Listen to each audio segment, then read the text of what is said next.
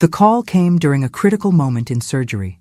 My hands were steady inside a patient's cranial cavity when my assistant leaned close to my ear. "Dr. Reynolds, there's an urgent call from Westridge Academy. They insist it can't wait." I didn't look up from the delicate procedure. "Take a message. The principal says it's about your grandson. He's been expelled." My scalpel hesitated a millimeter above the exposed brain tissue. "That's impossible. I don't have a grandson." She was quite insistent, Dr. Reynolds. I completed the final incision before responding. "Tell them they have the wrong Dr. Reynolds." 10 minutes later, as I was closing, my assistant appeared again at my shoulder. "They've called back. The principal specifically asked for Dr. Eliza Reynolds, Chief of Neurosurgery at Memorial. She says your grandson is in her office and you need to come immediately."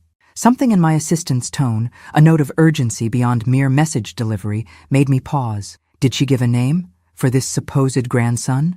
"Jamie Parker. She said you'd want to know." Parker. The surname hit me like a physical blow. Memories I'd carefully walled away for 17 years threatened to breach their containment. Parker had been Rachel's last name. Rachel, the girl my son William had been dating before his death. The girl who had disappeared afterward, whom I'd never been able to find despite years of searching. I handed my instruments to the resident. "Close for me. I need to go." 30 minutes later, I pulled into the visitor parking lot of Westridge Academy, my heart hammering with a rhythm I couldn't control. The brick buildings and manicured lawns reminded me painfully of the day I'd first toured this campus with William, his 14-year-old enthusiasm washing away my concerns about the tuition. The administrative assistant led me straight to the principal's office, her curious glances suggesting I was already the subject of speculation. Principal Catherine Norwood rose when I entered, a tall woman with prematurely silver hair and compassionate eyes that immediately put me on guard. "Dr. Reynolds, thank you for coming so quickly." "There's been a mistake," I said, remaining near the door. "I don't have a grandson. My son died 17 years ago." Norwood nodded slowly. "I understand your confusion, but before we continue this conversation, I'd like you to meet someone." She opened a side door that led to a small conference room. "Jamie, please come in." The boy who appeared in the doorway couldn't have been more than 13. He was slender, with unruly dark hair that fell across his forehead in a way so achingly familiar it sent a physical pain through my chest. But it was his eyes, William's eyes, my eyes, that made me grip the doorframe for support. The same startling shade of cobalt blue that had marked 3 generations of Reynolds. For a moment, neither of us spoke. The boy, Jamie, studied me with an intensity that seemed to reach beyond his years, his gaze traveling over my surgical scrubs, still visible beneath my hastily donned blazer, lingering on my face. "You look exactly like your picture," he said finally, his voice carrying the slight crack of adolescence. I remained frozen, medical training abandoning me entirely as my mind struggled to process what I was seeing. The bone structure, the set of his shoulders, even the small cleft in his chin, the resemblance was undeniable. This child carried the Reynolds genetic blueprint. "Who are you?" I finally managed, my voice barely audible. "James William Parker." He straightened slightly, as if the name carried weight he was still growing into. "My mom is Rachel Parker. My dad was William Reynolds." The room seemed to tilt beneath my feet. Principal Norwood guided me to a chair where I sank down, eyes never leaving the boy's face. "That's not possible," I said automatically, though the evidence stood before me in features I'd first seen in the mirror, then in my son's face, and now in this child's. "William died before. He would have been 17 when you were born." "Almost 18, Jamie corrected. "Mom was 16. The dates aligned with painful precision. William had died 3 weeks after his 18th birthday. If Rachel had been pregnant when it happened, if she had disappeared afterward not out of grief, but out of fear or shame. "Where is your mother?" I asked, suddenly desperate to see the woman who had vanished from my life, taking with her, apparently, the only living piece of my son. Jamie's expression darkened. "That's kind of the problem. She's been gone for 3 days. Her boyfriend Drew said she took off, but she wouldn't leave without telling me." His carefully maintained composure cracked slightly. "That's why I got expelled. I punched Drew's son when he said Mom probably ran off with some guy from work." Principal Norwood interjected gently. "Jamie has been staying with his stepbrother despite the conflict. The situation is clearly untenable. When we couldn't reach Ms. Parker, Jamie finally told us about you. I found your name in Mom's box, Jamie explained. The one with Dad's stuff. Your address was there. And pictures. His voice hardened with determination. I need your help. Mom's in trouble. I know it. A storm of emotions battled within me. Shock, disbelief, hope, and an overwhelming sense of vertigo as 17 years of grief suddenly shifted beneath my feet. I stared at the boy, at Jamie, trying to reconcile his existence with the carefully constructed reality I'd built since William's death. You have proof? I asked, my voice steadier than I felt. That William was your father? Birth certificate lists him, Jamie replied. And Mom kept everything, pictures, letters, even his old watch. He reached into his pocket and pulled out a tarnished silver pocket watch I recognized immediately. William's grandfather had given it to him on his 16th birthday. May I? I held out my hand, and Jamie hesitated only briefly before placing the watch in my palm. The familiar weight of it sent me hurtling backward through time, William proudly showing it off, William forgetting it on the kitchen counter, William twirling it absently while studying. I opened the case with practiced fingers, knowing what I'd find inside. The inscription reading, "Time reveals truth," and a small photo of William's father and me. The photo was still there, faded now, but unmistakable. Where have you been living? I asked, returning the watch with reluctance. Apartment on West Side. Mom works at Valley Hospital in administration. His expression darkened. Drew moved in 6 months ago. Things got different after that. Principal Norwood cleared her throat gently. Jamie's home situation has become concerning. Ms. Parker's boyfriend has been unreliable as a caretaker during her absence. He's a drunk, Jamie said bluntly, and he hates me. I thought of my empty condo with its pristine surfaces and silent rooms, a place for sleeping, not living. Could I take this boy, this stranger with William's eyes, into that sterile space? Did I have a choice? Have you contacted the police about your mother? I asked. Jamie's face closed off. Drew said he'd call, but I don't think he did. He keeps saying she'll come back when she cools off. The implication hung in the air that whatever had driven Rachel away was temporary, a lover's quarrel perhaps. But the fear in Jamie's eyes told a different story. I need to file a missing persons report, I said, decision crystallizing. And until we locate your mother, you'll come with me. Relief flooded Jamie's expression, quickly masked by teenage nonchalance. Cool. Whatever. Principal Norwood looked relieved as well. I've prepared temporary guardianship paperwork. Given the circumstances and your relation to Jamie, it seemed the most appropriate solution. An hour later, after signing forms and speaking with a school counselor, Jamie and I walked to my car in awkward silence. His entire life had been condensed into a worn backpack slung over one shoulder. The paltry nature of his belongings made my chest ache in a way I hadn't allowed myself to feel in years. Is your apartment far? He asked as I unlocked the doors. About 20 minutes, near the hospital. Mom has your address, from the documents. The statement hung between us. Why hadn't Rachel used that information? Why keep me separated from my grandson for 13 years? As we drove, I snuck glances at Jamie's profile, cataloging features that echoed William's, trying to see Rachel in him as well. I had met her only a handful of times, a quiet girl with chestnut hair who had made William laugh in a way I'd never heard before. Your mother, I began carefully. Has she ever mentioned me? Why she never made contact? Jamie stared out the window, expression unreadable. She said you were brilliant, but intimidating, that you worked all the time. He paused. She thought you blamed her for the accident.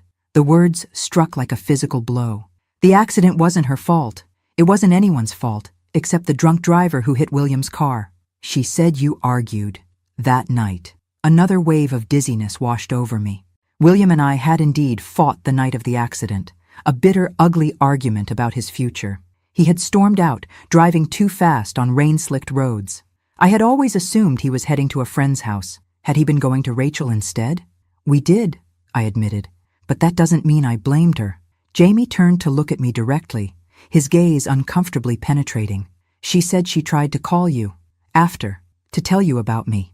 She said your secretary wouldn't put her through. I remembered those first devastating months after William's death, how I'd retreated into work, refusing most calls, delegating everything possible to my assistant. Had Rachel tried to reach me then? Had she been blocked by well-meaning staff trying to protect me from further pain? I never knew, I said honestly. If I had, you would have what? The challenge in his voice was pure teenage defensiveness, but the vulnerability beneath it was unmistakable. Before I could answer, my phone rang, the hospital's emergency line. I answered through the car's Bluetooth. "Dr. Reynolds," said the trauma nurse, "we have a female assault victim, unconscious, admitted an hour ago. Her ID says Rachel Parker." The hospital corridors had never felt so long.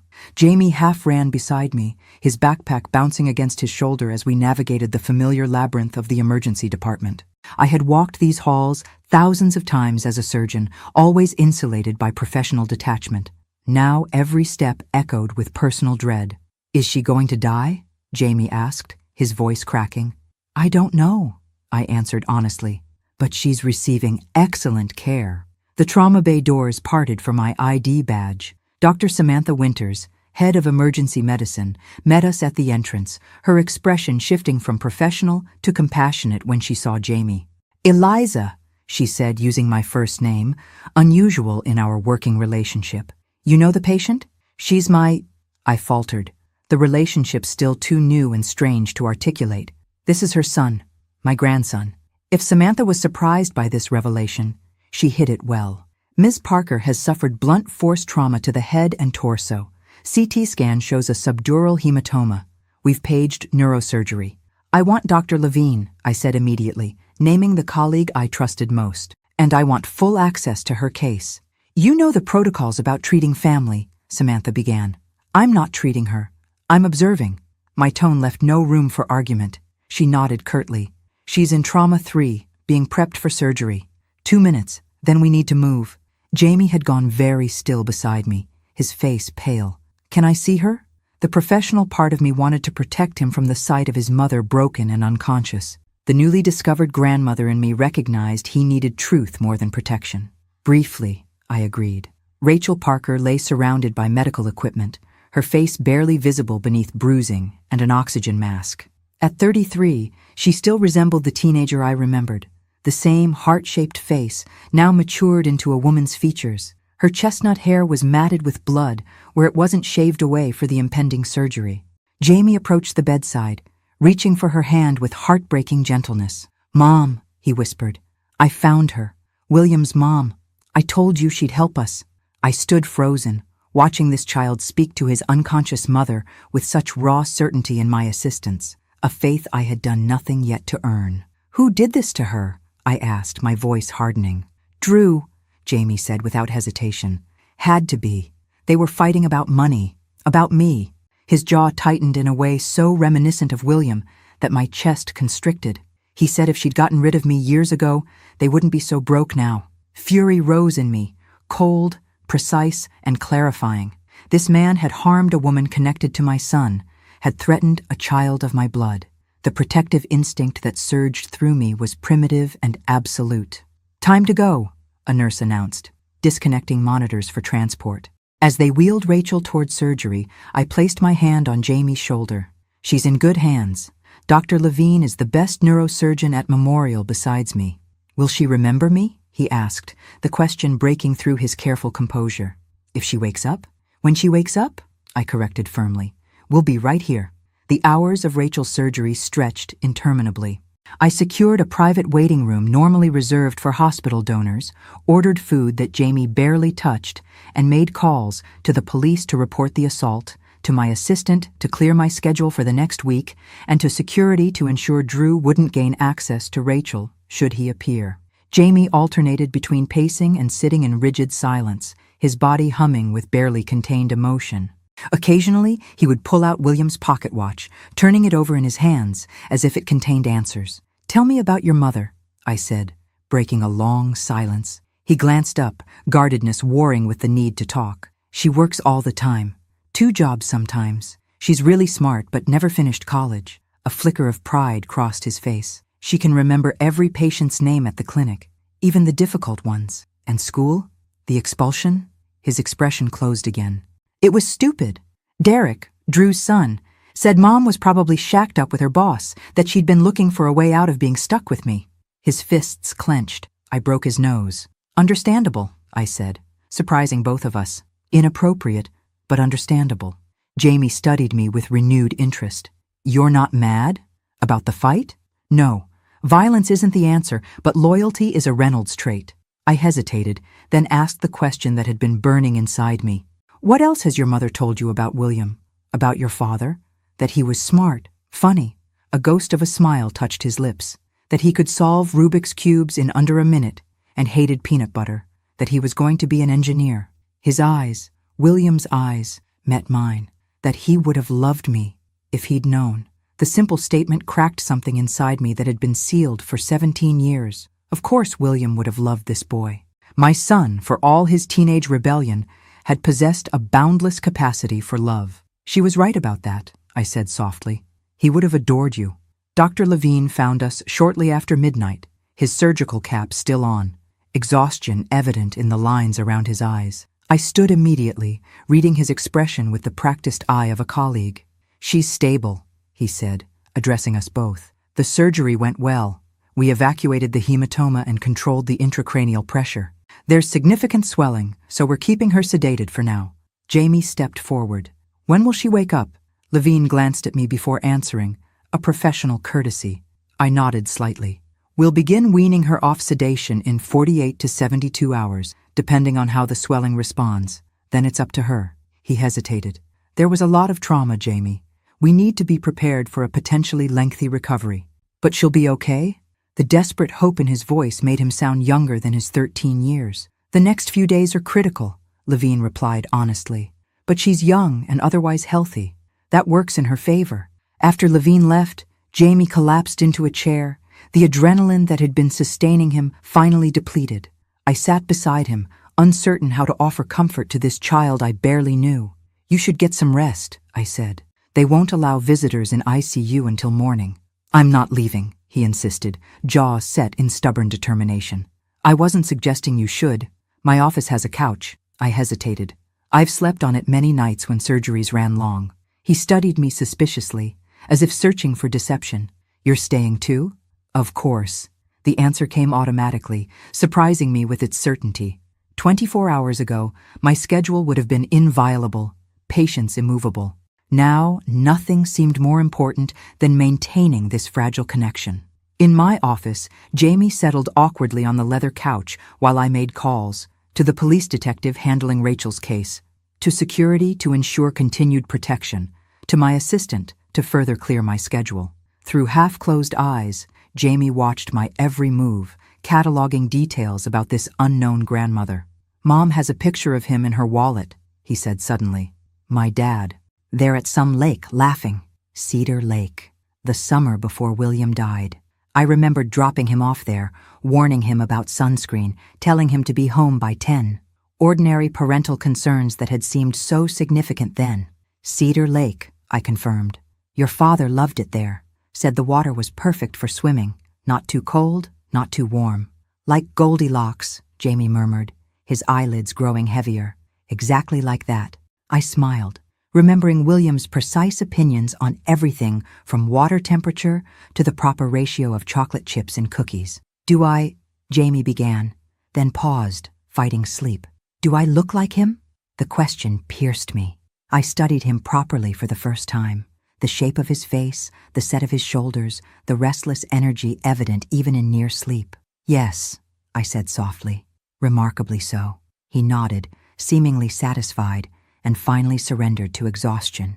I watched him sleep, this child who carried William's genetic blueprint, who had existed for 13 years without my knowledge. Grief and wonder warred within me. My phone vibrated with a text from Detective Mercer. Located Drew Sanders, bringing him in for questioning. Witness saw him leaving victim's apartment Tuesday night. Tuesday, 3 days ago. Rachel had been missing for 3 days before being found beaten nearly to death. Where had she been during that time? And why hadn't this Drew reported her missing? More troubling questions swirled. Why had Rachel kept Jamie's existence from me for 13 years? What had happened in the weeks following William's death? Had she tried to reach me, as Jamie believed? The detective had also sent police to Rachel's apartment to secure the scene. They'd found signs of struggle and what appeared to be bloodstains. A neighbor reported hearing arguments over the past several weeks, culminating in a particularly violent-sounding confrontation Tuesday evening. I looked at Jamie, sleeping fitfully on my office couch, and wondered what he had witnessed in that apartment. What traumas lay beneath his careful composure? Dawn arrived with harsh, fluorescent clarity. I dozed intermittently in my desk chair, waking to check Jamie and scan Rachel's updates on my computer. Her condition remained stable, the best we could hope for at this stage. Jamie stirred, momentarily confused by the unfamiliar surroundings. Recognition dawned slowly, followed immediately by concern. "Mom?" he asked, sitting up abruptly. "Stable," I assured him. "No changes overnight. They're monitoring her closely." He nodded, relief evident before a new worry took its place. "Drew? Did they find him?" "They're questioning him now." I hesitated, unsure how much to share with a child, even one as precociously mature as Jamie. "They found evidence at your apartment that supports your theory about what happened." His expression hardened. "He's going to jail, right? For what he did to her?" "The police are building their case," I said carefully. "But yes, if the evidence confirms what we suspect, he'll face serious charges." Jamie's shoulders relaxed fractionally. For the first time, I noticed how thin they were beneath his oversized sweatshirt, how thin he was generally. Had there been food insecurity in that apartment? One more question to add to my growing list. "I'm hungry," he admitted, as if hearing my thoughts. "Then let's find breakfast," I said, rising. "And after that, we can see your mother." The hospital cafeteria buzzed with early morning activity. Doctors beginning shifts, nurses ending them, families seeking momentary refuge from bedside vigils. Jamie devoured 2 plates of eggs and toast with the focused intensity of someone unaccustomed to regular meals, confirming my suspicion about food scarcity at home. "Can we see Mom now?"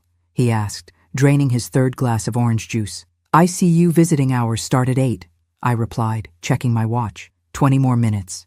Jamie nodded, fingers tapping restlessly on the table. "What if she doesn't know me? When she wakes up?" His voice remained steady, but fear shadowed his eyes. "Memory loss is possible with traumatic brain injury," I acknowledged, my medical training warring with my instinct to offer comfort. "But it's more often short-term memory affected, not long-term relationships.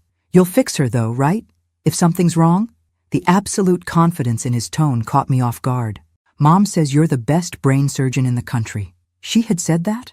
After all these years, after whatever had kept us apart, Rachel had spoken of me with respect to her son, to William's son. "Dr. Levine is handling your mother's case," I reminded him. "I can't treat family members, but you'll make sure she gets the best care." It wasn't a question. I recognized the trait. William's unshakable conviction that once I committed to something, success was inevitable.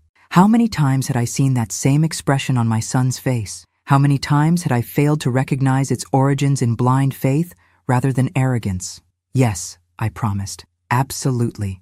In the ICU, Rachel lay surrounded by equipment monitoring her vital functions. The stark, fluorescent lighting emphasized her pallor, the bruising along her jawline now darkening to purple. Her head was partially bandaged, dark hair splaying across the white pillowcase where it wasn't shaved. Jamie approached hesitantly, reaching for her hand. "Hey, Mom," he whispered. "It's me. I'm here with—" He glanced back at me, uncertain. "Dr. Reynolds," I supplied automatically, then corrected myself. "Eliza, your grandmother." He nodded, turning back to Rachel. "They caught Drew. He's going to jail for what he did to you." The conviction in his voice brooked no doubt. "And I'm staying with Dad's mom until you're better.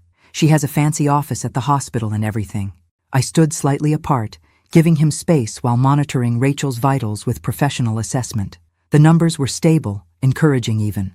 The pressure monitor showed improvement overnight, the swelling already beginning to subside. My phone vibrated with a text from Detective Mercer. "Sanders in custody. Denied assault initially, then requested lawyer when presented with evidence. Parker's purse and phone recovered from his car. Will update as case progresses." I exhaled slowly, relief mingling with renewed fury at what this man had done. Jamie didn't need to know the details yet, nor did he need to know that Rachel's prolonged absence likely meant she'd been lying injured and unconscious somewhere, perhaps in her own home, for days before being brought to the hospital by an anonymous caller who'd then disappeared. "Dr. Reynolds?" The ICU nurse approached, clipboard in hand. "We need medical history from Ms. Parker. Allergies, Pre-existing conditions, current medications. I hesitated, painfully aware of how little I knew about this woman who had carried and raised my grandson. Jamie might know some of it. The nurse glanced dubiously at the 13-year-old. We typically need an adult family member.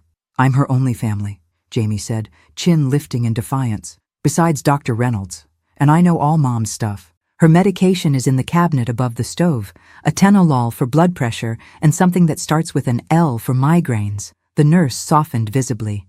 That's helpful, thank you. Lisinopril, possibly? Jamie nodded eagerly. Yeah, that's it. I watched this exchange with a mixture of pride and sadness. Pride at Jamie's responsibility, sadness that he'd had to assume such adult concerns. What kind of life had they lived, this mother and son, without family support? There's a box, Jamie said suddenly, turning to me. At our apartment, the one with Dad's stuff. It has letters and pictures and… He swallowed hard. Maybe papers about Mom's health, too. We should get it. The thought of entering their apartment, a potential crime scene according to Detective Mercer, filled me with unease. But the box represented a tangible connection to William, to the years I'd lost with both him and Jamie. I'll speak to the detective, I promised. See if we can arrange to collect some of your things. What about… He glanced at Rachel, lowering his voice. Where am I staying? While Mom's here? The question I'd been avoiding since yesterday hit me with full force. My condo had a guest room, technically, though it had never hosted an actual guest. The space was sterile, impersonal, like the rest of my living quarters, designed for efficiency rather than comfort.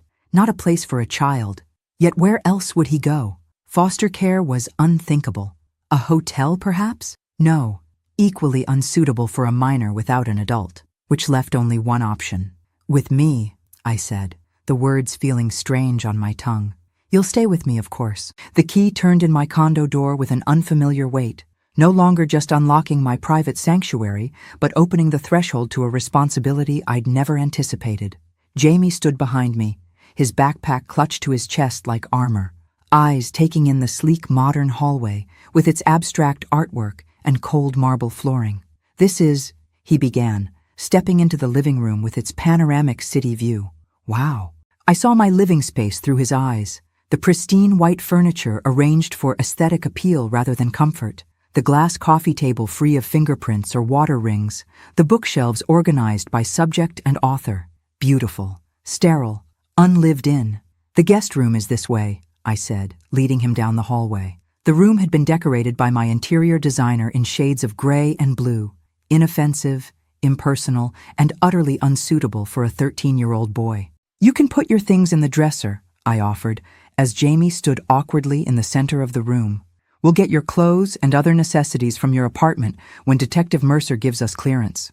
It's nice, he said politely, though his expression suggested otherwise. He set his backpack gently on the bed, as if afraid of disturbing the perfect arrangement of pillows. I'll make lunch, I said, retreating to the kitchen where I opened my refrigerator to find it embarrassingly empty. Half a carton of almond milk, a container of Greek yogurt, and various condiments. I rarely ate at home, typically grabbing meals at the hospital or ordering in when necessary. Do you like Thai food? I called, reaching for my phone. Jamie appeared in the doorway. I've never had it. Another revelation about his limited experiences.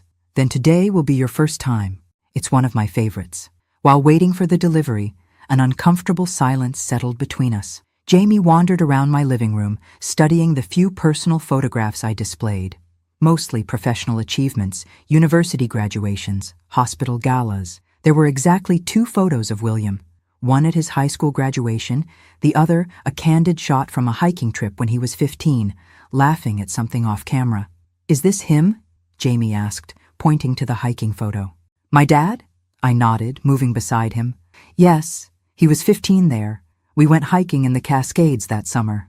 I look like him, Jamie said quietly, studying the image with hungry eyes. You do, I agreed, especially when you smile. Jamie touched the frame gently. I don't have many pictures of him, just what Mom kept in the box. The box, I echoed, remembering his earlier mention. You said there were letters in it? He nodded. And the watch, and pictures. And some papers Mom said were important. He hesitated. Detective Mercer texted while you were talking to the nurse. She said we can go to the apartment this afternoon with an officer to get our stuff. My phone chimed with the same update from Mercer. Apartment released for brief access at 2 p.m. Officer Davis will meet you there. Evidence collection complete in main areas. I checked my watch. Just past 11. We'll go after lunch. Make a list of what you need most. The Thai food arrived, and I watched with quiet satisfaction as Jamie cautiously tried each dish, his eyes widening at the explosion of unfamiliar flavors. "This is amazing," he declared, piling more pad Thai onto his plate. "Your father loved Thai food," I said, the memory surfacing unexpectedly. He could eat his weight in green curry. "Really?" Jamie looked up eagerly. "What else did he like?" The simple question opened a floodgate. Suddenly, I was telling Jamie about William's passion for astronomy, his terrible singing voice, his ability to solve complex math equations in his head, his collection of vintage comic books. Each revelation was met with rapt attention, as if Jamie were mentally cataloging every detail about the father he'd never known. At precisely 2 p.m., we met Officer Davis outside Rachel's apartment building, a rundown complex in a neighborhood I rarely had reason to visit. The officer, a young woman with kind eyes and a no-nonsense demeanor, unlocked the door with a key from evidence. 30 minutes, she said. Just essentials. The bedroom is still sealed. The apartment told a story more eloquent than words. The shabby furniture carefully maintained, the walls decorated with Jamie's school achievements and artwork, the kitchen sparse but spotlessly clean. Despite the obvious financial limitations, Rachel had created a home, something I had failed to do in my expensive condo. Jamie moved efficiently, gathering clothes and school books, his expression shifting between determination and distress as he encountered reminders of the violence that had occurred here. In the living room, a lamp lay shattered. In the kitchen, a chair was overturned. "The box," he said suddenly, heading to a small closet near the entryway. He pulled out a battered metal container, the kind used for document storage, and held it like something precious. "This is it. All Dad's stuff." Officer Davis checked it briefly to ensure it contained no evidence, then nodded. "You can take it." In the car, Jamie clutched the box on his lap, his knuckles white. Mom would look at this sometimes when she thought I was asleep. She'd cry. He looked up at me. "Did you look for her? After Dad died?" The question pierced me. "Yes," I admitted, "but not immediately. I was lost after William's death. By the time I started searching, she had disappeared." The familiar guilt resurfaced. I hired investigators, contacted her school, her friends. No one knew where she'd gone. "Her parents sent her away," Jamie said, "to her aunts in Oregon. They were super religious, said she'd disgraced the family." His mouth tightened. "They're dead now. Good riddance." The vehemence in his voice startled me. What kind of grandparents had rejected their own daughter and unborn grandchild? The same kind who had never attempted to contact me, never considered that William's mother might want to know her grandson existed.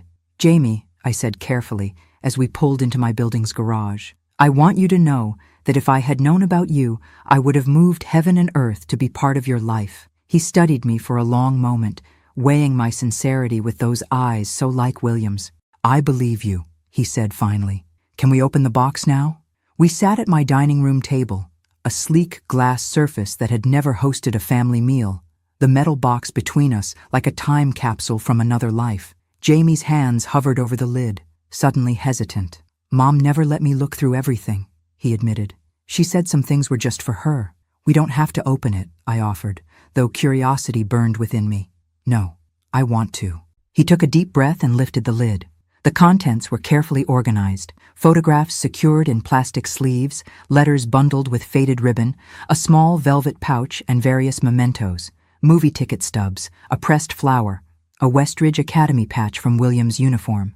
At the very top lay a sealed envelope with, "For Jamie, when he's ready," written in flowing script.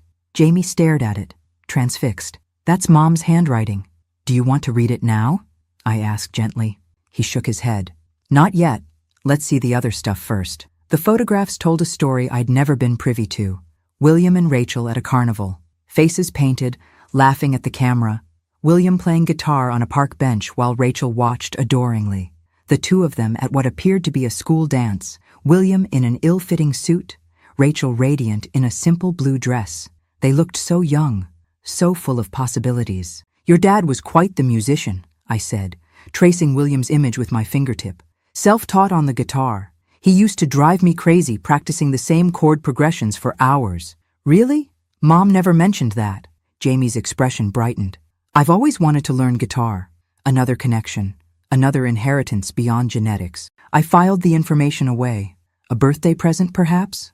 The thought of celebrating Jamie's birthday, of being present for future milestones, created an unexpected warmth in my chest.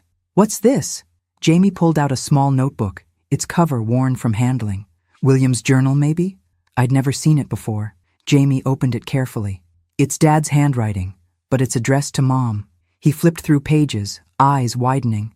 It's letters, tons of them, dated after they met. He paused at one entry, reading silently before looking up with wonder.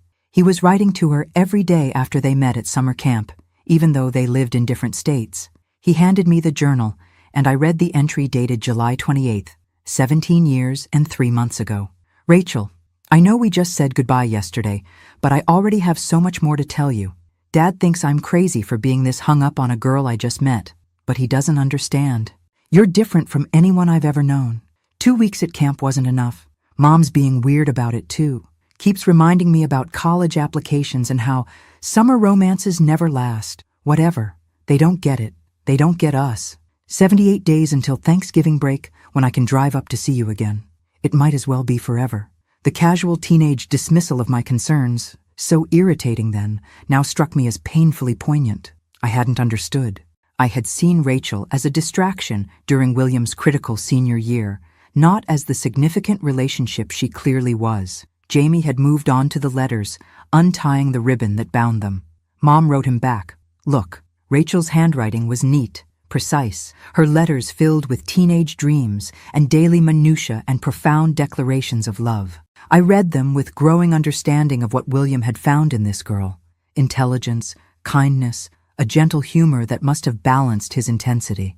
The timeline emerged through their correspondence, meeting at summer camp in June, maintaining a long-distance relationship through calls and letters, William's Thanksgiving visit to her hometown, plans for her to visit us at Christmas. The last dated letter from William was written 3 days before his death. There's something else here, Jamie said, reaching for the velvet pouch. He tipped it over, and a delicate silver ring with a small sapphire stone tumbled into his palm. I've never seen that before, I said. There's a note. Jamie unfolded a small paper tucked inside the pouch. For Rachel, a promise for our future. Love, Will. The implications hit me with physical force. William had bought a ring. Not an engagement ring. They were far too young. But a promise ring. A commitment that their relationship would continue beyond the separation of college. He was going to give it to her at Christmas, Jamie said, the pieces clicking together. But then the accident happened. I nodded, unable to speak past the tightness in my throat. All these years, I'd characterized William's relationship with Rachel as a teenage infatuation. The evidence before us painted a different picture, one of young love, certainly, but with a depth and seriousness I'd failed to recognize. Jamie carefully returned the ring to its pouch. There's one more thing. He withdrew a sealed envelope from the bottom of the box, this one addressed simply, Mom. My hands trembled as I accepted it. The envelope was aged, the seal yellowed with time. Inside was a single sheet of paper, folded precisely, dated 1 week after William's funeral. Dr. Reynolds, you don't know me, but I loved your son. My name is Rachel Parker. Will and I met last summer. I'm writing to tell you something important. I'm pregnant with William's child, 4 months along now. I tried calling several times but couldn't get past your secretary. I understand you're grieving. I am too. I don't expect anything from you. My parents have made it clear I'm on my own. They're sending me to live with my aunt in Oregon until the baby comes. After that, I'm not sure what happens. Will talked about you all the time. He said you were the smartest, strongest person he knew. He was so proud to be your son. Even when you argued, I thought you should know about your grandchild. If you want to be part of our lives, my aunt's address is below. If not, I understand. I'm sorry for your loss. I miss him every day. Rachel. The letter blurred through my tears. She had tried to tell me. She had reached out, and I had been unreachable, walled off in my grief, delegating all communication to assistants, instructed to shield me from additional pain. She sent it, I whispered, but I never received it. She tried, Jamie confirmed, his voice small. She always said she tried. We sat in silence, the weight of 17 years of misunderstanding hanging between us. The letter, proof that Rachel had tried to reach me, had wanted me in Jamie's life from the beginning, felt simultaneously like absolution and indictment. She hadn't kept him from me deliberately, but I had been unreachable in my grief, my professional armor impenetrable even to this vital message. She never told me she actually sent a letter, Jamie said finally, just that she tried calling. My assistant at that time, Sandra, was very protective after William died. I remembered her fierce gatekeeping, screening calls, redirecting well-wishers, managing my schedule so I could function through the haze of grief. She probably thought she was shielding me from additional pain. Jamie traced the edge of the letter with his fingertip. If you'd gotten it, would you have contacted Mom? Without hesitation, I said, the certainty absolute. I would have been on the first flight to Oregon. He studied me, weighing the truth of my statement. Why? You didn't even know her. She was carrying William's child. A piece of him survived. My voice caught. You were a miracle I didn't know existed. Jamie ducked his head, uncomfortable with the raw emotion, but I caught the slight upturn of his mouth, pleased, perhaps, to be wanted so unequivocally. My phone rang. The hospital. I answered immediately, heart rate spiking. Dr. Reynolds? This is Dr. Levine. Rachel Parker is showing increased brain activity. We're considering beginning to wean her from sedation tomorrow morning instead of waiting. Relief coursed through me. That's excellent news. We'll be there first thing tomorrow. After I hung up, I explained the development to Jamie, watching hope illuminate his features. Does that mean she'll wake up sooner? Possibly. Her brain is healing faster than expected. Will she remember what happened? Who did it to her? The question carried layered concerns. Would she remember the trauma? Would she be able to testify against Drew? Memory around traumatic events can be complicated, I said carefully. We'll have to wait and see. Jamie nodded, but worry lingered in his eyes. He began returning items to the metal box, handling each memento with reverence. When he reached the unopened letter addressed to him, he hesitated. I think I should wait, he decided. Until Mom's awake, she should be there when I read it. The maturity of the decision struck me. How many 13-year-olds would show such restraint, such consideration? As evening approached, the awkwardness of domestic arrangements became apparent. I had no established routines for house guests, let alone teenage boys. Did he have homework despite being expelled? What did he typically eat for dinner? What time was an appropriate bedtime? Are you hungry again? I asked, remembering the appetite he'd displayed at lunch. Kind of, he admitted. I usually make dinner for Mom and me. She works late most nights. Another glimpse into their life, Jamie assuming adult responsibilities far too early. What do you usually make? Pasta, sandwiches, sometimes eggs. He shrugged. Easy stuff. I confess I'm not much of a cook, I said, but I can manage pasta. I assessed my pantry, a culinary desert of protein bars and coffee. Actually, we'll need to go shopping first. The grocery store was a novel expedition. I usually ordered essentials for delivery or ate at the hospital. Jamie navigated the aisles with practiced efficiency, selecting items with careful attention to price tags. When I told him not to worry about cost, he looked genuinely confused, as if the concept of shopping without financial constraints was foreign. Get whatever you like, I encouraged. Foods you enjoy. He hesitated by the cereal aisle. Can I get the one with chocolate? Mom says it's too expensive. Of course. The simple request tightened my throat. What kind of life had they lived, where chocolate cereal represented an unaffordable luxury? At the checkout, Jamie's eyes widened at the total, though he said nothing. Later, as we put away groceries in my rarely used kitchen, he asked hesitantly, Is your condo really expensive? Yes, I answered honestly. I've been fortunate in my career. And you live here all alone? The question held genuine bewilderment. I do. Why? The directness of adolescence. I never remarried after William's father died. My work became my focus. Weren't you lonely? The question struck with unexpected force. Had I been lonely? Or had I deliberately constructed a life where loneliness couldn't penetrate, where professional achievements filled the space where family might have been? I think I chose not to notice if I was, I admitted, which isn't the same as not being lonely. Jamie absorbed this, his expression thoughtful as he arranged cereal boxes in my cabinet. Mom gets lonely. That's why she let Drew move in, even though he was a jerk from the beginning. The insight into Rachel's vulnerability, delivered with such matter-of-fact clarity, deepened my emerging understanding of the woman who had raised my grandson. After a surprisingly companionable dinner of spaghetti and garlic bread, I watched Jamie set up his school laptop at the dining table. "I have to finish this essay," he explained. "Ms. Matthews said I can email assignments until—" He trailed off, uncertainty crossing his features. Until what? Until Rachel recovered? Until normal life resumed? The future hung nebulous before us, filled with unanswered questions. "You're welcome to stay here as long as necessary," I said, addressing the unspoken concern. "And I'll speak with Principal Norwood about your school situation." He nodded, some tension leaving his shoulders. "Thanks. For everything." He hesitated. "Should I call you Dr. Reynolds? Or—" The question caught me unprepared. What was I to him? Legally, biologically, his grandmother. But we were still strangers in many ways, connected by blood and shared loss, but little else. "Eliza is fine," I said.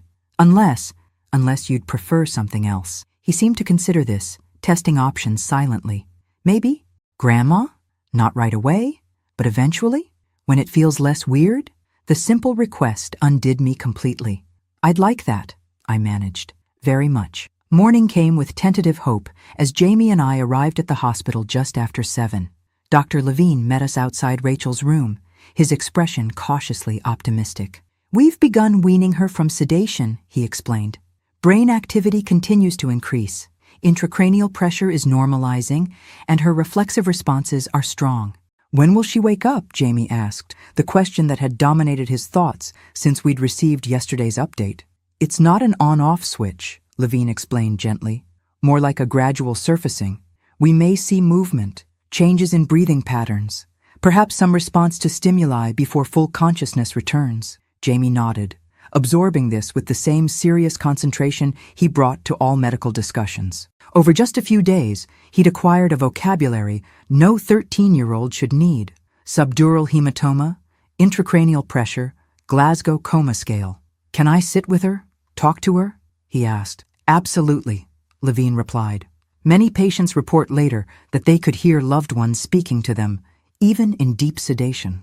Your voice might help guide her back. In Rachel's room, the improvement was subtle but significant. Fewer monitoring devices, a healthier color beneath the bruising, the regular rise and fall of her chest less mechanically perfect as her body reasserted its natural rhythms. Jamie took his now familiar position beside her bed, talking quietly about everything and nothing.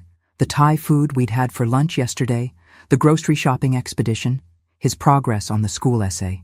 I stood back, giving them privacy, while monitoring the vital signs with practiced eyes. My phone vibrated with a text from Detective Mercer. "Sanders charged with aggravated assault, attempted murder. Evidence includes neighbor testimony, physical evidence, apartment security footage. Bail denied due to flight risk." Relief washed through me. Drew would remain in custody, unable to threaten Rachel or Jamie further. Another text followed. "Need statement from Jamie when convenient. Officer can come to you." I replied that we'd arrange a time after seeing Rachel's progress today, then slipped outside to call the detective directly. "Has Sanders confessed?" I asked without preamble when Mercer answered. "Not formally, but he's implicated himself during questioning," she replied. "Security footage from the apartment complex shows him dragging what appears to be an unconscious Rachel to his car Tuesday night. He returned alone 40 minutes later. We believe he left her somewhere, assuming she wouldn't survive her injuries. The calculated cruelty of it, leaving Rachel to die alone, leaving Jamie to wonder what had happened to his mother, renewed my fury. Who found her? Who brought her to the hospital? Anonymous call to 911 from a burner phone. Caller reported an injured woman behind an abandoned warehouse near the River District. Refused to identify themselves. A good Samaritan, perhaps? Or someone connected to Drew who'd developed a conscience? "Will you need Rachel to testify?" I asked, "given her medical condition?" "The physical evidence is substantial," Mercer assured me. "Sanders will likely accept a plea deal once his lawyer reviews everything we have. But yes, her testimony would strengthen the case if she's able to provide it." After ending the call, I returned to find Jamie holding Rachel's hand, his expression animated as he described something about school. He paused mid-sentence, eyes widening. "Her fingers moved," he whispered. "I felt them squeeze my hand. I moved to the opposite side of the bed, taking Rachel's other hand. Rachel, can you hear us? If you can, try to squeeze my hand. A moment passed, then another. Just as disappointment began to settle, I felt it.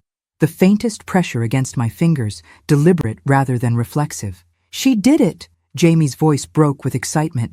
Mom! Mom! It's me! Jamie! You're in the hospital, but you're going to be okay. Rachel's eyelids fluttered, but didn't open. Her breathing changed subtly, quickening. I'll get Dr. Levine, I said, pressing the call button. The next hour passed in a blur of cautious optimism as medical staff conducted assessments. Rachel showed increasing signs of consciousness, eye movement beneath closed lids, purposeful responses to verbal commands, changing vital signs when Jamie spoke to her. This is all extremely encouraging, Levine told us afterward. At this rate, she may regain consciousness within the next 24 to 48 hours. However, he cautioned, remember that full recovery from traumatic brain injury is a marathon, not a sprint. There will likely be challenges ahead, physical, cognitive, emotional. Jamie absorbed this with remarkable maturity. But she'll still be Mom, right? She'll know me? Based on her responses to your voice, I believe so, yes. That afternoon, as Rachel continued her slow journey back to consciousness, Jamie and I took a break in the hospital cafeteria. The officer taking Jamie's statement had just left, and emotional exhaustion showed in the slump of his shoulders. You did well, I told him, pushing a slice of chocolate cake toward him. Detective Mercer said your statement was very clear and helpful. I just told the truth, he said, picking at the cake without his usual enthusiasm. About Drew? About the fights? About that night? He looked up suddenly. Is Mom going to be scared when she wakes up? Will she remember what he did to her? The question revealed his deepest fear, that Rachel might wake up trapped in the terror of her assault. It's possible she won't remember the event itself, I said carefully. The brain sometimes protects itself from traumatic memories. But she'll remember me? And you? Almost certainly. Those memories are deeper, more established. I hesitated, then added, Jamie, no matter what challenges arise in your mother's recovery, we'll face them together. I'm not going anywhere. For the first time since we'd met, he reached for my hand across the table. A deliberate connection, a chosen trust. When Mom talked about you, he said quietly, she always said you were brilliant but intimidating, that you probably wouldn't have time for someone like her, for us. He looked down at our joined hands. But she was wrong, wasn't she? Yes, I said, my voice thick with emotion. She was very wrong about that. Rachel opened her eyes on a Thursday afternoon, the slow ascent to consciousness culminating in a moment so ordinary and yet so profound that it felt suspended in time. Jamie had been reading aloud from a science textbook, something about the life cycle of stars, when his mother's fingers tightened around his. Jamie, she whispered, her voice raspy from disuse. I was at the nurse's station reviewing her latest scans when I heard his shout. By the time I reached the room, Jamie was leaning over the bed rail, tears streaming down his face as Rachel weakly lifted a hand to touch his cheek. You're awake, he kept repeating. Mom, you're really awake. Her eyes, still unfocused, moved from Jamie's face to mine as I entered. Confusion, recognition, and something like wonder crossed her features. Dr. Reynolds? Her voice was barely audible. You're here. Yes, I said, moving to the opposite side of the bed. I'm here. Rachel looked between us, piecing together a reality that must have seemed impossible before her injury.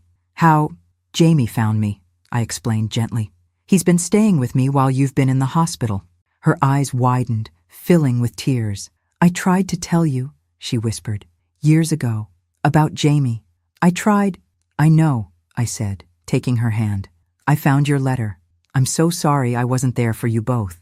Dr. Levine arrived with a team, and we stepped back to allow them to assess Rachel's condition.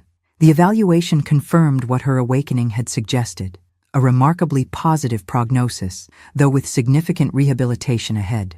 Her speech was slightly slurred, her right side mobility somewhat impaired, but her memory and cognitive functions appeared largely intact. Do you remember what happened to you, Ms. Parker?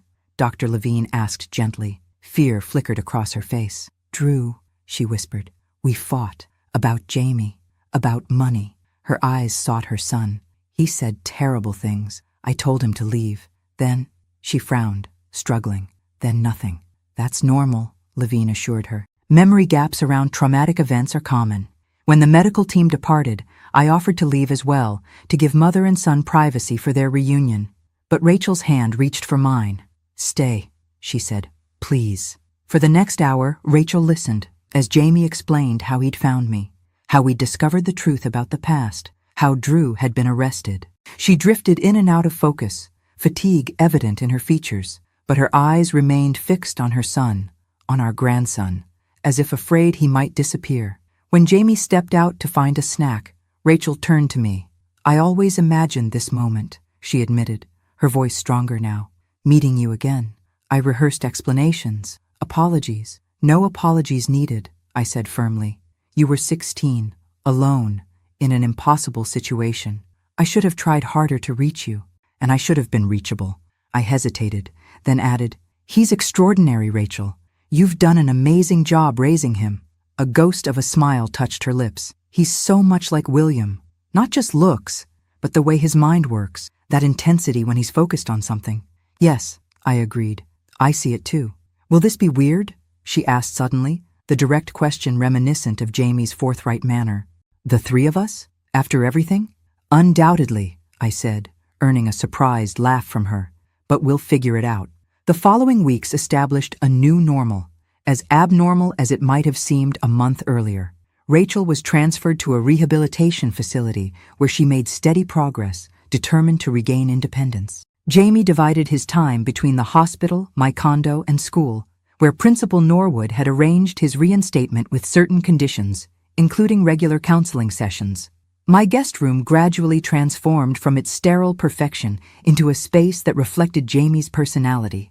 Astronomy posters on the walls, books stacked haphazardly on the nightstand, a guitar I'd purchased leaning in the corner.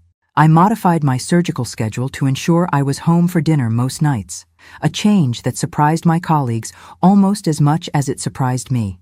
One evening, as Jamie practiced chords in his room, I sat at my dining table reviewing Rachel's latest medical reports. Her recovery continued to exceed expectations, though the road ahead remained long. Physical therapy would continue for months, and while her cognitive functions were largely restored, occasional word-finding difficulties and fatigue persisted. My phone rang. Rachel calling from rehabilitation. We need to discuss living arrangements, she said without preamble, her speech slightly slower than normal but improving daily. They're talking about discharge in 2 weeks, but our apartment. She trailed off, and I could hear the unspoken concerns, the memories of violence there, the financial realities, the stairs she might not yet be able to navigate. I've been thinking about that, I said carefully. My condo has a second guest room. It's currently my home office, but it could be converted. The building is accessible, there's security, and Jamie is already settled in. Silence stretched between us. That's very generous, she finally said. But we can't impose. It's not imposition, Rachel. It's family. The word felt foreign, yet right on my tongue. At least consider it as a transition solution. Later, when you're stronger, we can explore other options. Another pause. I need some independence. I can't be a charity case. Of course not, I agreed. We'll establish clear boundaries, expectations. But Rachel, I hesitated, then continued gently. You and Jamie don't have to do everything alone anymore. That's what family means. A soft sound on the other end, perhaps a suppressed sob. William always said you were formidable when you'd made up your mind about something. A diplomatic way of saying stubborn, I acknowledged. Consider the offer, for Jamie's sake if nothing else. And for yours, she said perceptively. You've missed so much time with him. With both of you, I corrected. 17 years of not knowing my grandson, of not knowing the woman my son loved. When we ended the call, I sat in the growing twilight, listening to Jamie's halting guitar practice. The melancholy notes of a song William had once played filled my condo, no longer a sterile sanctuary, but a home gradually coming to life. There would be difficult days ahead, Rachel's ongoing recovery, Jamie's adolescent struggles, the lingering shadows of all we had lost. But sitting there, surrounded by evidence of my grandson's presence, I felt something I hadn't experienced since William died, the quiet certainty of belonging to someone and having someone belong to me. The emptiness that had defined me for 17 years was filling, not with what was lost, but with what had finally been found. 5 years had passed since the day Principal Norwood's call had changed my life irrevocably. 5 years since I'd walked into her office and found Jamie, a frightened 13-year-old with William's eyes and a world of hurt behind them. Now, on a bright June morning, I stood in my kitchen, our kitchen, preparing breakfast as the sounds of life filled what had once been a sterile sanctuary. "Has anyone seen my cap?" Jamie called from upstairs, his voice deeper now at 18, though still occasionally cracking with excitement as it did today. "Check the hall closet," Rachel responded from the living room where she was arranging flowers. "I think I saw it when I was getting the camera yesterday." I smiled to myself, still marveling at how naturally we had found our rhythm as a family. The transition hadn't been seamless. How could it be, with 3 wounded people trying to build something new from fragments of the past? But we had persisted, weathering Rachel's difficult recovery, Jamie's tumultuous adolescence, and my own steep learning curve from solitary surgeon to present grandmother. "Found it!" Jamie appeared in the doorway, graduation cap in hand, his tall frame filling the space that once seemed too large for a child. At 18, he was William's mirror image, the same unruly dark hair, the same intensity in those cobalt blue eyes, the same quick mind that leapt between ideas with dizzying speed. "Pancakes are almost ready," I said, flipping another onto the growing stack. Cooking had become my unexpected joy in retirement. Yes, retirement, a concept I'd once considered synonymous with surrender.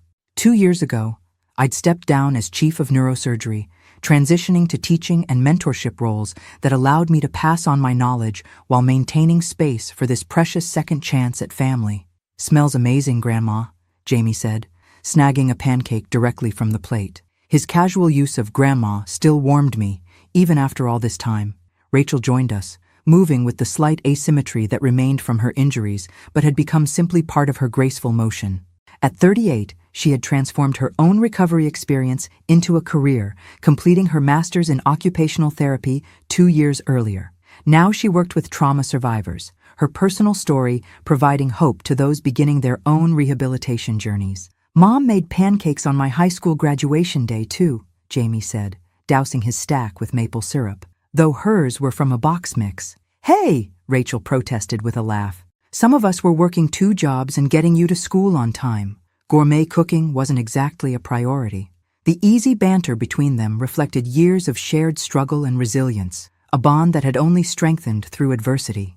I had worried, in the beginning, that my presence might disrupt their relationship, that Rachel might resent my late arrival in their lives. Instead, we had gradually built something new together, not competing maternal figures, but complementary ones, each bringing different strengths to Jamie's life. "Speaking of your mother's hard work," I said, serving Rachel her plate, "have you thanked her properly for the graduation party she's organizing?" Jamie's expression softened. "Every day," he said simply, reaching for Rachel's hand across the table. "For everything." Rachel blinked rapidly, fighting tears. "Save it for the ceremony." "I've only got so many tissues." After breakfast, as Jamie disappeared upstairs to finish dressing, Rachel and I cleaned the kitchen in comfortable silence. These quiet moments of domestic partnership had become precious to me. The rhythmic passing of dishes, the gentle coordination of movements, the unspoken understanding built over years of shared care. "I never thought we'd get here," Rachel said suddenly, handing me a plate to dry. "That day in the hospital when I woke up and saw you both, I couldn't imagine how we'd ever make this work." "Nor could I admitted. I'd spent 17 years building walls around my life, the idea of letting anyone breach them, let alone living together as a family. Yet here we are. Rachel smiled, the fine lines around her eyes crinkling. A neurosurgeon, a teenage dropout, and a boy we both love, somehow making it work. Former dropout, I corrected. Current occupational therapist with honors. She laughed. True enough. We've all transformed, haven't we? The doorbell interrupted our reflection. Amelia arriving to join us for the ceremony. My colleague and friend had become a fixture in our unconventional family, her weekly dinner visits evolving into holiday celebrations, impromptu weekend outings, and eventually a spare key and her own designated coffee mug. "Where's the graduate?" she asked, sweeping in with an enormous gift bag. "I have something for him before the madness begins." Jamie bounded down the stairs, resplendent in his cap and gown. The blue fabric brought out his eyes, Those Reynolds eyes that had first stunned me into silence 5 years ago. "Dr. Cohen!" he exclaimed, embracing her warmly. Jamie had spent countless hours in Amelia's pediatric neurosurgery department over the years, initially visiting me but gradually developing his own interest in medicine. Her mentorship had proven invaluable as he navigated the college application process, ultimately earning him a full scholarship to my alma mater. "This is from all of us at the hospital," Amelia said, presenting the gift bag. "A little something to start you on your medical journey." Inside was a vintage doctor's bag, beautifully restored, containing a top-of-the-line stethoscope, medical reference books, and a leather-bound journal embossed with his initials. "It's amazing," Jamie breathed, examining each item with reverence. "Thank you. Check the inside pocket of the bag," Amelia directed with a smile. Jamie reached in and pulled out an envelope. Opening it, he froze, eyes widening. "Medical school tuition?" he whispered. "But I haven't even started undergraduate yet." "The department established a scholarship in your grandmother's name when she retired," Amelia explained. "The board unanimously decided the first recipient should be William's son. It's waiting for you when you're ready." Jamie looked to me, overwhelmed. "Did you know about this?" I shook my head, equally stunned. "Not a word." "Your grandmother has saved countless lives," Amelia said. "Trained generations of neurosurgeons. This ensures her legacy continues, through you, if that's the path you choose." The moment hung suspended, weighted with possibility and expectation. I saw a flicker of uncertainty cross Jamie's face. The burden of legacy, the pressure of following in footsteps as significant as mine. "Whatever path you choose," I said firmly, placing my hand on his shoulder. "Medicine or music or anything else that calls to you. The choice is yours, Jamie. Entirely yours." The tension left his body. "Thank you," he said, "to all of us and to none of us in particular. For everything. For believing I have something to offer." As we prepared to leave for the ceremony, I slipped into my study, originally the second guest room, transformed when Rachel had insisted on taking the smaller bedroom despite my protests. "You've given us so much," she'd said. "Keep your space." From my desk drawer, I removed a small velvet box I'd been saving for today. Inside lay William's watch, the pocket watch his grandfather had given him, that Rachel had preserved all these years, that Jamie had shown me that first day in Principal Norwood's office. I'd had it restored, its tarnished surface returned to gleaming silver, its mechanism cleaned and oiled to perfect working order. I joined the others at the front door, taking a moment to absorb the tableau. Jamie resplendent in cap and gown, Rachel elegant in a blue dress that matched his eyes, Amelia checking her camera settings. My family, expanded and reconstituted from fragments I'd thought irretrievably lost. "One more thing before we go," I said, presenting the box to Jamie. He opened it slowly, recognition dawning as he lifted the watch from its velvet nest. "Dad's watch," he breathed. "Your father wore it to his graduation," I told him, "as did his father before him. It seems fitting you should carry it today." Jamie ran his thumb over the inscription inside. "Time reveals truth." A smile touched his lips. "It certainly does, doesn't it?" The ceremony itself passed in a blur of pomp and circumstance. I sat between Rachel and Amelia, tissues at the ready, as Jamie crossed the stage to receive his diploma. Principal Norwood, still elegant with her silver hair now fully white, shook his hand with evident pride. From troublemaker to valedictorian, a transformation few had anticipated except those who truly knew him. "Remember when he punched that kid and got expelled?" Rachel whispered, squeezing my hand. "And now look at him. Best expulsion of my career," I whispered back, making her laugh through her tears. After the ceremony, amid the chaos of photographs and congratulations, Jamie introduced us to his teachers, his friends, and, most significantly, Sophie, the girlfriend he'd been mentioning with increasing frequency. The shy girl with the brilliant mind and gentle smile seemed a perfect complement to Jamie's intensity, reminding me poignantly of Rachel at 16, meeting William for the first time. Later, as the graduation party wound down at our condo, I found a quiet moment alone on the balcony. The city spread below, lights beginning to twinkle in the gathering dusk. I thought of all the evenings I'd stood here alone, viewing the same landscape with clinical detachment, never imagining it would one day frame family celebrations. "Penny for your thoughts?" Rachel joined me, handing me a glass of wine.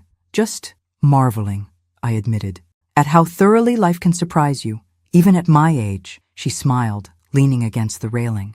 Jamie's been accepted into the university's music program too, you know. He hasn't decided which path to take yet, medicine or music. William faced the same choice, I said, though I didn't handle it with much grace at the time.